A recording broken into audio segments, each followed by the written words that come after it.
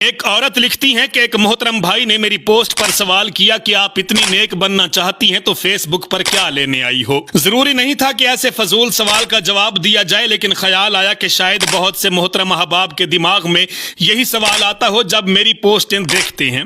तो सुनिए भाई, फेसबुक ऐसी जगह है जहां कुछ भाई हजरात इतनी अहमकाना बात कर जाते हैं जैसे इतनी नेक हो तो बीबी फेसबुक पर क्यों हो। अल्लाह के बंदे होश करो, फेसबुक पर किसी का होना उसके गुनहगार होने की सनद नहीं, और ना ही किसी का फेसबुक पर ना होना उसके नेक होने की गारंटी है। यानी अगर कोई लड़की फेसबुक पर है तो वो नेक नहीं है, और अगर आप मर्द हैं तो आप तो वैसे भी नेक होने का सर्टिफिकेट लिए घूम रहे हैं। अगर गुनहगार लोग फेसबुक यूज करते हैं तो भाई आप क्यों यहां हो।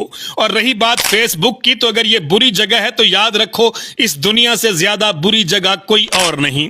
और जो फेसबुक पर नहीं है वो क्या इस दुनिया में नहीं है। ये दुनिया तो इबरत की जगह है, किसी बंदे को तुम जज कैसे कर सकते हो। मोहतरमा लिखती हैं कि मैं नहीं बता सकती कि मस्जिद में खड़ा मर्द कितना नेक है। हो सकता है वो चोरी की नियत से आया हो, और मैं कोठे पर खड़े किसी तवाइफ के कमरे की तरफ जाते मर्द पर उंगली नहीं उठा सकती। क्या पता वो किसी मजबूर लड़की को गुनाहों के पिंजरे से निकालने गया हो।